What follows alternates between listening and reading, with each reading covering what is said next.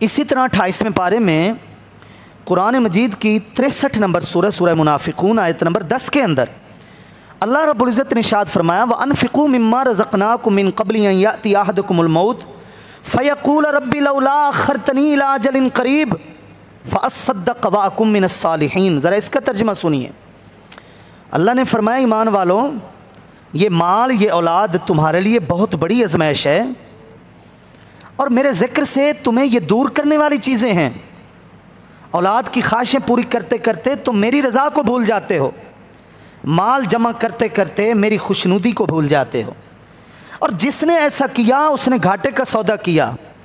आज अपनी ज़िंदगी में खर्च कर लो। व अनफ़िक़ू मिम्मा रज़क़नाकुम, जो हमने तुम्हें दिया है वो खर्च करो, इससे पहले कि वो दिन आए जब तुम देखोगे कि सखी लोग जो अल्लाह की राह में खर्च किया करते थे उनको मैं कितना अजर दे रहा हूँ, उनको कितना बदला दे रहा हूँ।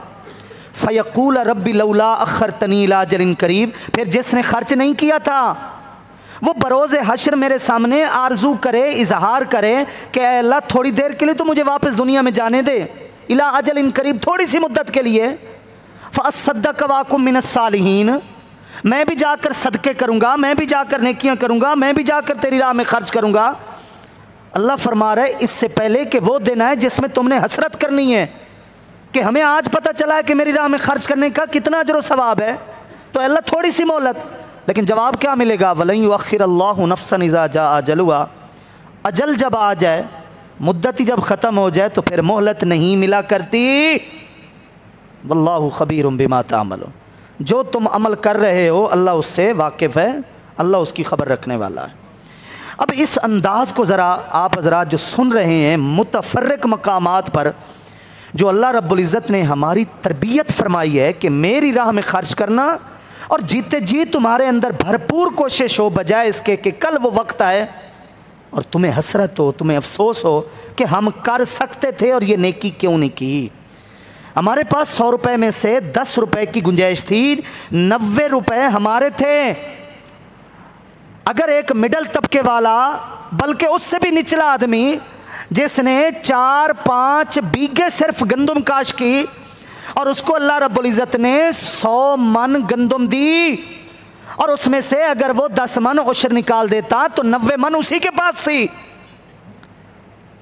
तो बजाय इसके कि कल को ये हिसाब किताब करे और अफसोस करे और सोचे कि महंगे महंगे फ्रूट हैं, हम उनको उनके छिलकों के वज़न समेत ख़रीदते हैं और छिलके फेंक देते हैं। तरबूज के छिलके का थोड़ा वज़न तो नहीं होता जनाबे अली, केले का छिलका है, दीगर चीज़ें हैं, पैसे तो हम छिलकों के भी भरते हैं लेकिन छिलकों को तो फेंक देते हैं, हमारी हलाल जमा पूंजी खर्च की हुई होती है। कभी किसी ने अफसोस नहीं किया कि यार मैंने तरबूज तुलवाया था, वो भी इसी में ही तुला था जितने में मैंने पैसे दिए थे, तो ये छिलका क्यों इतना जनाब भारी भरकम फेंक रहा हूँ। वो फेंक देता है क्योंकि वो उसके काम का नहीं है। उसके पास एक मग़ज़ बच जाता है जो 3 हिस्से होता है और एक हिस्सा जा चुका होता है वज़न में। तो सोचिए 1 लाख के पीछे यार 2500 की कदर कीमत ही क्या है मेरा भाई। दिल को थोड़ा सा तसल्ली दीजिए कि 40वां हिस्सा एक बंदे के पास 2 लाख रुपये अल्लाह ने उसे दिए हैं और 2 लाख में से 5000 उठाकर वो अल्लाह की राह में दे रहा है, बल्कि अपने किसी मुसलमान भाई को दे रहा है, जिससे उसका हुस्न अखलाक बढ़ रहा है, ताल्लुकात में इजाफा हो रहा है। वो कहीं जाकर को दफन नहीं कर रहा कि ज़ाय हो गए, वो अपने हमसायों पर खर्च कर रहा है। तो 5000 चले गए तो पीछे 1,95,000 थोड़ा है। अल्लाह का कोई शुक्र अदा करने वाला आदमी हो तो है। ख्वाजा गुलाम फरीद रहमतुल्लाह ताला ने फरमाया था, उनते गरीबां दिल ता अमीरे जो चीज़ डेसा मेरे सा रजा के। और बंदा गरीब नहीं होता मेरा भाई, दिल गरीब अमीर होता है। तवंगरी बदिल अस्त ना बमाल, माल के ज़रिए तवंगरी अमीरी नहीं होती, दिल के ज़रिए होती है। दिल बड़ा करना चाहिए और राह खुदा में ख़र्च करने के लिए तो वैसे ही दिल बंदे का बड़ा ही होना चाहिए। तो ये कुरान मजीद की आयात हमें समझा रही हैं कि खुसूसन जैसे दीगर नेकियों का एक मौका होता है और वो मौका गनीमत होता है अल्लाह की राह में ख़र्च करना, कि आज कुछ जमा पूंजी हमारे पास है और बिलखुसूस रमज़ान शरीफ का मौसम, रमज़ान शरीफ की बहारें, तो इसमें भरपूर अव्वलीन फ़ुर्सत में, पहली फ़ुर्सत में कोशिश होनी चाहिए कि इंसान अल्लाह की राह में ख़र्च कर दे। मैंने अर्ज़ की कि वैसे तो मुतफ़र्रिक़ मकामात पर तालीम दी गई है, लेकिन कुरान मजीद का एक मकाम ऐसा है जिसमें ऐसे आदाब के साथ इन्फ़ाक़ फ़ी सबीलिल्लाह, अल्लाह की राह में ख़र्च करने के आदाब, तालीम और तरबियत दी गई है कि वो हुस्न कहीं और नज़र नहीं आता, वो यकजाई भी कहीं नज़र नहीं आती जिसमेम जुमला आदाब को इकट्ठा कर दिया गया हो। कुरान मजीद की दूसरी सूरह सूरह बकरा आयत नंबर 261 से लेकर 273 तक, ये तकरीबन 13 आयतें हैं, और सूरह बकरा का 36 और 37 नंबर रुकू, ये 2 रुकू। मेरे पास तो इतना वक्त नहीं है कि मैं इसकी तफसीलन आपको 2 रुकू का तर्जमा पढ़कर यहाँ सुनाऊँ। मैं उसका खुलासा आपके सामने रखूँगा चीदा चीदा मकामात से, लेकिन आपको अर्ज़ कर रहा हूँ जो हजरात पढ़े लिखे हैं, जो उर्दू पढ़ लेते हैं, मस्जिद में भी कुरान मजीद तर्जमे वाले होते हैं, वैसे घर के अंदर कुरान मजीद तर्जमे वाला ज़रूर होना चाहिए। मैं पढ़े लिखे हजरात से गुजारिश कर रहा हूँ, जिनके घर वाले भी पढ़े हुए हैं, जिनकी बच्चियाँ माशाल्लाह पढ़ी हुई हैं। मुझे याद पड़ता है मैंने कराची के अंदर ये एक मुहिम चलाई थी, तरगीब दी थी बयानात के अंदर। हमारा एक दोस्त था, बुज़ुर्ग था हमारा, वो हाथों से माजूर था। उसने मेरे से कुरान मजीद की तफसीर लिखवाई, कराची उर्दू बाज़ार से लेकर आया। सुबह की नमाज़ पढ़ने के बाद वो जाता था, उसने अपनी बेटी को FA की तालीम दिलवाई हुई थी और कहा कि बेटा अगर मैं तेरे से, तेरी तालीम से अगर ये फ़ायदा नहीं उठाता तो मेरे माजूर होने के बावजूद जो कुछ मैंने तेरे लिए मेहनत की है मुझे उससे क्या सिला मिलेगा। 1 रुकू, 2 रुकू, 3 रुकू उसके मामूल में शामिल था कि बेटी उसको कुरान मजीद का तर्जमा पढ़कर सुनाती थी, और वो माजूर था, अनपढ़ था, लेकिन वो बैठकर सुना करता था। आप मुझे ये बताइए कि बेटी कुरान मजीद का तर्जमा पढ़ रही हो घर में और माँ बाप बैठकर सुन रहे हो, इससे बड़ा कोई इस्लामी माहौल घर में हो सकता है? बरकतें लौट सकती हैं। तो कुरान मजीद तर्जमे वाला हमारे घर में ज़रूर होना चाहिए। आसान उर्दू तर्जमा क़िबला हुज़ूर ग़ज़ाली ज़मा सैयद अहमद सईद शाह साहब काज़मी रहमतुल्लाह ताला अलैह का अल बयान के नाम से है। हमारी मुल्तान की यूँ समझे आसान उर्दू ज़बान, जो दरअसल सैयदी आला हज़रत रहमतुल्लाह ताला अलैह के कंज़ुल ईमान का आसान उर्दू में तर्जमा है, उसको पढ़िए। दीगर भी माशाल्लाह तफासीर हैं, तर्जमे हैं। तो इसलिए ये आपने कोशिश करनी है कि जो 36 और 37 नंबर रुकू सूरह बकरा का मैं बता रहा हूँ, इसको आपने ज़रूर पढ़ना है ताकि हमें पता चले कि अल्लाह ने किस अंदाज़ में अपने बंदे से खिताब फरमाया है और अपनी राह में ख़र्च करने के उसूल बयान किए हैं। मैंने अगले दिन फेसबुक के ऊपर एक पोस्ट देखी, और पोस्ट भी हमारे अपने इलाके के एक किसान ने लगाई हुई थी, जो एक दाना उसने काश किया था ना गंदम का, एक तुख्म, एक बीज, अब जड़ उस एक दाने की है, लेकिन उससे निकलने वाले तकरीबन 12 पौधे हैं, और हर पौधे के ऊपर गंदम की हर लड़ी के ऊपर एक सिट्टी है, एक छल्ली है, एक खोशा है।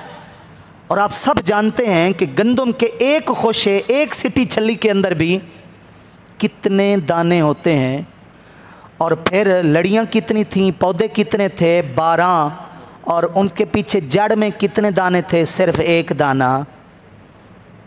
मकई का एक पौधा जनाब, एक पौधा, दाना एक पौधा, और उस एक पौधे के ऊपर कम अज़ कम 7 खोशे, और फिर हर सिट्टे, हर खोशे के अंदर 100 से भी ज़्यादा दाने। काश कितना किया था? एक दाना। अब इस बात को दिमाग में रखिए। अब सुनिए ये आयत, अल्लाह रब्बुल इज़्ज़त ने इरशाद फरमाया, मसलुल लज़ीना युनफ़िक़ूना अम्वालहुम फ़ी सबीलिल्लाह कमसली हब्बा, जो मेरी राह में अपना माल खर्च करते हैं, यूँ समझें कि एक दाना है जिसने 7 खोशे उगाए, फ़ी कुल्ली सुम्बुलतिन मिअतु हब्बा, फिर हर खोशे में 100 दाने हैं। बात यहाँ तक ख़त्म नहीं हुई, ये तो सिर्फ हमारी तवज्जो दिलाई गई है। आगे पता अल्लाह ने क्या फरमाया? फरमाया ये तो तुम्हें समझाने के लिए मैंने छोटा सा उसूल बयान किया है। हक ये है कि तुम्हारे दिलों का खुलूस देखकर, तुम्हारे दिलों का इखलास देखकर, वल्लाहु युदाइफु लिमन यशा, अल्लाह जिसे चाहे और दुगना दे दे, अल्लाह जिसे चाहे और दुगना दे दे, वल्लाहु वासिउन अलीम, और अल्लाह वुसअत वाला है, इल्म वाला है। वल्लाहु यख्तस्सु बिरहमतिही मन यशा, अल्लाह जिसको चाहे अपनी रहमत के साथ खास कर दे। वल्लाहु ज़ुल फ़ज़्लिल अज़ीम, अल्लाह अज़ीम फ़ज़ल वाला है। उसकी रहमत, उसके फ़ज़ल के कोई किनारे थोड़ी हैं, कोई हदबंदी थोड़ी है, हाँ जी, ऐसा कुछ नहीं है। तो बयान जितना बयान किया वो भी गनीमत है, लेकिन उससे आगे बड़ी बात हो गई कि अल्लाह जिसको चाहे इससे भी दुगना दे दे। फिर आगे जाकर फरमाया वमसलुल लज़ीना युनफ़िक़ूना अम्वालहुम इब्तिग़ाअ मर्ज़ातिल्लाह, जो अपना माल अल्लाह की राह में खर्च करते हैं, नीयत सिर्फ़ और सिर्फ यही है कि मैं राज़ी हो जाऊँ, अल्लाह की रज़ा के वो तालिब हैं। देखें दो बातें हैं, नंबर एक रियाकारी का ख्याल आ जाना, नंबर दो रियाकारी के ख्याल को पसंद करना। दो अलग अलग बातें हैं। ख्याल आएगा, शैतान ख्याल डालेगा, नफ्स हमारा वसवसे डालेगा कि लोग देख रहे हैं, मैं बड़ा सखी हूँ, ये है वो। नहीं, ख्यालात से इंसान पाक नहीं हो सकता। नमाज में भी ख्यालात आते रहते हैं, सबसे बड़ी हिफाजत वाली बारगाह में आप खड़े होते हैं। ख्यालात से नहीं घबराना, वसवसे का शिकार नहीं होना कि मुझे वसवसे क्यों ज़्यादा आते। नहीं नहीं, आपने इस ख्याल को पसंद नहीं करना। आपने इस ख्याल का जवाब भला क्या देना है कि अगर मैं लोगों को दिखाने के लिए ख़र्च कर रहा हूँ, लोगों की औकात क्या है, लोग मुझे दे क्या सकते हैं। सारे लोग जमा होकर मुझे कुछ देना चाहे, मेरे अल्लाह को मंजूर ना हो तो कोई नहीं मुझे दे सकता। ये ख्याल लाकर उस ख्याल को तोड़ें और सिर्फ अल्लाह की रज़ा के अल्लाह ने मुझे दिया है, मुझे उसकी रज़ा के लिए उसकी बारगाह में देना है।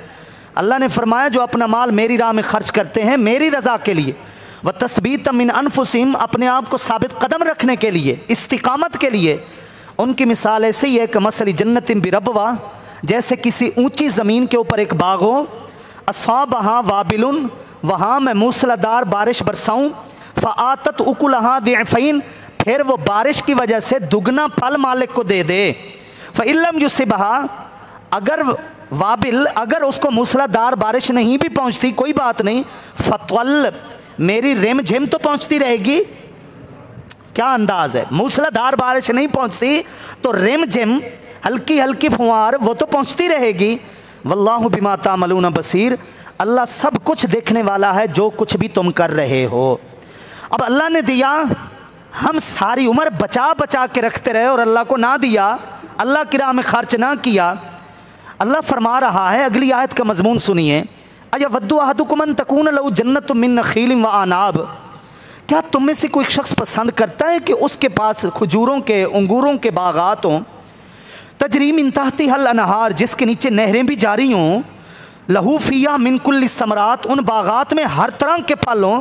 कोई इतने बड़े बागात का मालिक हो, मलिक साहब हों, चौधरी साहब हों, जनाब, हर तरह के बागात अल्लाह ने उसे दे दिए हैं, वो बागात का मालिक है, क्या वो पसंद करता है वह असाबहुल किबर, के वो बूढ़ा हो जाए,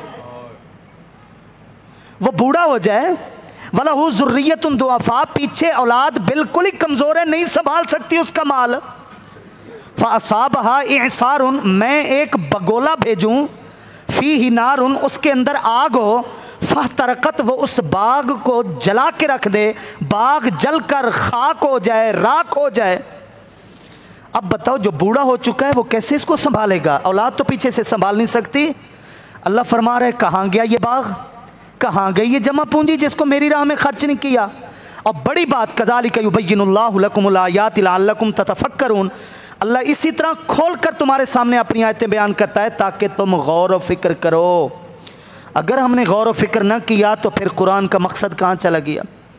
इसलिए कुरान का जब तर्जमा पढ़ा जाता है, जो मैं आपको पढ़कर सुना रहा हूँ, तो समझ आती है कि रब अपने बंदे से फरमा क्या रहा है, रब अपने बंदे से गुफ्तगू क्या फरमा रहा है, रब अपने बंदे से कलाम क्या फरमा रहा है। तो इसलिए ये तसल्ली भी है, ये हिदायत भी है कि अल्लाह की राह में देना दरअसल अल्लाह का दिया हुआ ही वापस करना है, और अल्लाह का भला नहीं है, अल्लाह को फ़ायदा नहीं पहुँचता, अल्लाह बेनियाज है, अल्लाह को इन चीज़ों की ज़रूरत नहीं है। फरमाया वमा तुनफ़िक़ू मिन खैरिन फली अनफुसिकुम, जो तुम खर्च कर रहे हो वो तुम्हारे भले के लिए है, वो तुम्हारा अपना फ़ायदा है। वमा तुनफ़िक़ून इल्ला इब्तिग़ाअ वजिल्लाह, और तुम सिर्फ़ अल्लाह की रज़ा के लिए खर्च करो। वमा तुनफ़िक़ू मिन खैरिन युवफ़्फ़ा इलैकुम अंतुम ला तुज़लमून, और जो तुम मेरी बारगाह में अपना माल खर्च करोगे तुम्हें पूरा पूरा उसका अजर दिया जाएगा, जुल्म नहीं किया जाएगा, कमी नहीं की जाएगी। और भी बहुत सारी आयात हैं, बहुत सारे इसके अंदर मज़ामीन हैं इन दो रुकुओं के अंदर, लेकिन मैंने अर्ज़ की खुलासा, इसमें हिदायत भी है, इसमें तालीम भी है, इसमें तरगीब भी है। रग़बत भी दिलाई गई है कि मुसलमान का अकीदा है कि अल्लाह की राह में देने से उसका माल कम नहीं होता बल्कि बढ़ता रहता है, इजाफ़ा होता है।